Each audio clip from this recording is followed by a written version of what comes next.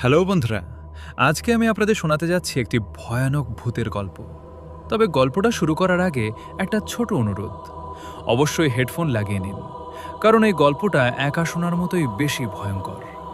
আমি আপনাদের সাথেই আছি। আমি আরজে তারিকুল এবং আপনারা দেখছেন আমার YouTube channel RJ Tarikul FM. বন্ধুরা, গল্পটা শোনার আগে সবাইকে অনুরোধ করব, আমার ইউটিউব চ্যানেলটি এখনই সাবস্ক্রাইব করে রাখুন, কারণ এরকম আরও ভয়ানক ভূতের গল্প আমি আপনাদের জন্য নিয়ে আসব। তো চলুন আর দেরি না করে শুরু করা যাক আজকের ভয়ঙ্কর গল্প। রাত তখন প্রায় 1টা। ঢাকার বাইরে গাজীপুরের দিকে একটা ছোট্ট এলাকায় থাকতাম আমি। আমার নাম রাফি। আজ যে ঘটনাটা আপনাদের বলবো সেটা ঘটার পর আমি আজও রাত 3টার পরে আয়নায় তাকাতে পারি না। ঘটনাটা 2021 সালের করোনার সময়। চারদিকে একটা অদ্ভুত নীরবতা।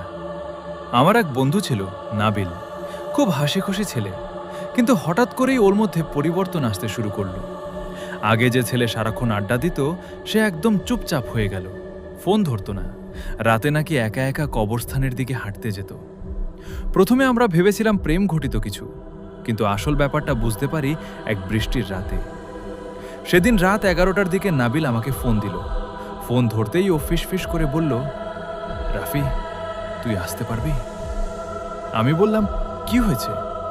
ও কয়েক সেকেন্ড চুপ থেকে বলল, ওরা আবার আসছে। আমি অবাক হয়ে বললাম, কারা? ও শুধু বলল, দরজার ওপাশের মানুষগুলো। লাইন কেটে গেল। আমার বুকের ভেতর তখন কেমন যেন ঠান্ডা হয়ে গেল। তবুও বাইক নিয়ে বের হলাম। বাইরে হালকা বৃষ্টি, রাস্তায় মানুষ নেই। নাবিলদের বাসাটা ছিল পুরনো 2 তলা বাড়ি, ওরা নিচতলায় থাকতো। গেট খুলেই বুঝলাম কিছু একটা অস্বাভাবিক। পুরো বাড়িটা অন্ধকার, শুধু উপরের একটা রুমে লাল রঙের হালকা আলো। আমি দরজায় নক করলাম, টক টক টক। ভেতর থেকে ধীরে ধীরে দরজা খুলল নাবিল। ওকে দেখে আমি জমে গেলাম। চোখের নিচে কালো দাগ, ঠোঁট শুকিয়ে ফেটে গেছে, আর সবচেয়ে ভয়ঙ্কর ছিল ওর চোখ। মনে হচ্ছিল কয়েকদিন ঘুমায়নি। আমি ভেতরে ঢুকতেই ও দরজা বন্ধ করে দিল। তারপর ফিস করে বলল, জোরে কথা বলিস না, ওরা শুনে ফেলবে। আমি বিরক্ত হয়ে বললাম, কে শুনবে? নাবিল ধীরে ধীরে আঙুল তুলে দেখালে ওর রুমের দিকে। রুমের দরজায় কালো রং দিয়ে অদ্ভুত কিছু চিহ্ন আঁকা, আর দরজার সামনে রাখা একটা মৃত কাক। আমার গা শিউরে উঠল। আমি বললাম, এসব কি? নাবিল কিছুক্ষণ চুপ থেকে বলল, আমি কালো জাদু করেছিলাম। আমার মাথায় যেন বাজ পড়ল। ও বলতে শুরু করলো, কয়েক মাস আগে নাবিল একটা মেয়েকে ভালোবাসত, কিন্তু মেয়েটা অন্য কারোর সঙ্গে বিয়ে করে ফেলে। রাগ আর কষ্টে নাবিল ইউটিউব দেখে এসব তন্ত্রমন্ত্রে জড়িয়ে যায়। একদিন নাকি ওর পরিচয় হয় এক হুজুরের সঙ্গে। লোকটা বলেছিল, যাকে চাইবি তাকে ফেরত আনতে পারবি, তবে একটা দরজা খুলতে হবে। নাবিল প্রথমে বিশ্বাস করেনি, কিন্তু সেই লোক ওকে একটা কালো কাপড়, কিছু তাবিজ আর একটা মাটির পুতুল দেয়। তারপর বলে, রাত 3টায় আয়নার সামনে বসে এই দোয়া উল্টো করে পড়বি। আমি তখনও ব্যাপারটাকে সিরিয়াসলি নিইনি, কিন্তু এরপর নাবিল যা বলল সেটা শুনে আমার হাত ঠান্ডা হয়ে যায়। ও বলল, প্রথম রাতে কিছু হয়নি, দ্বিতীয় রাতে আয়নার ভেতরে নাকি ও নিজের পেছনে কাউকে দাঁড়িয়ে থাকতে দেখে, আর তৃতীয় রাতে আয়নাটা নিজে নিজে ফেটে যায়। তারপর থেকেই প্রতি রাত 3টায় দরজায় কেউ নক করে, টক টক টক, কিন্তু দরজা খুললে কেউ থাকে না। আমি বললাম, তোকে ডাক্তার দেখানো দরকার।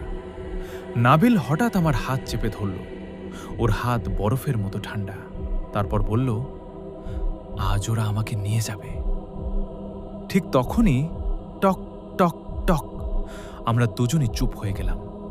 শব্দটা আসছে নাবিলের রুম থেকে, কিন্তু রুম তো ভেতর থেকে বন্ধ। নাবিল কাপা গলায় বলল, দেখলি, ওরা আসছে। আমি সাহস করে রুমের কাছে গেলাম। দরজার নিচ দিয়ে কালো ধোঁয়ার মতো কিছু বের হচ্ছে, আর ভেতর থেকে কারো ফিস শব্দ। দরজা খোলো। আমার বুক ধরফর করছিল। আমি নাবিলকে নিয়ে বের হতে চাইলাম, কিন্তু ও হঠাৎ স্থির হয়ে গেল। তারপর ধীরে ধীরে বলল, ওরা বলছে একজনকে রেখে যেতে হবে। আমি কিছু বুঝে ওঠার আগেই ধাম, রুমের দরজা নিজে নিজে খুলে গেল। ভেতরটা পুরো অন্ধকার, শুধু একটা জিনিস দেখা যাচ্ছিল। আয়নার সামনে দাঁড়িয়ে আছে একটা লম্বা কালো অবয়ব, মানুষের মতো কিন্তু অস্বাভাবিক লম্বা। ওটার মাথা ধীরে ধীরে আমাদের দিকে ঘুরল, আর আমি দেখলাম ওটার চোখ নেই, শুধু কালো গর্ত। নাবিল হঠাৎ চিৎকার করে উঠল, ওইটা মানুষ না! তারপর যেন কেউ ওকে টেনে ভেতরে নিয়ে গেল। আমি দৌড়ে ওর হাত ধরতে গিয়েছিলাম, কিন্তু কসম করে বলছি ওই মুহূর্তে আমি আরেকটা হাত অনুভব করি। মানুষের হাত না, লম্বা, শুকনো, বরফ ঠান্ডা। আমি ভয় পেয়ে পিছিয়ে যাই, আর তখনই দরজাটা বন্ধ হয়ে যায়। ভেতর থেকে নাবিলের চিৎকার। তারপর সব চুপ, পুরো বাসা নিস্তব্ধ। আমি অনেকক্ষণ দরজার সামনে দাঁড়িয়েছিলাম, তারপর সাহস করে দরজা ভাঙি।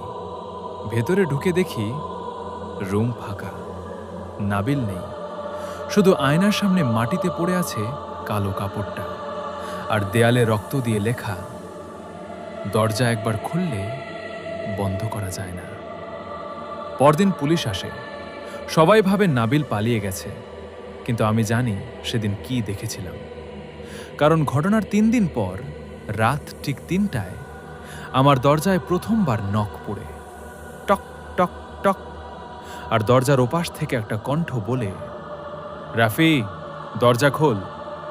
বন্ধুরা, পার্ট 2 দেখতে আমার ইউটিউব চ্যানেলটি এক্ষুনি সাবস্ক্রাইব করে রাখুন। ধন্যবাদ সবাইকে।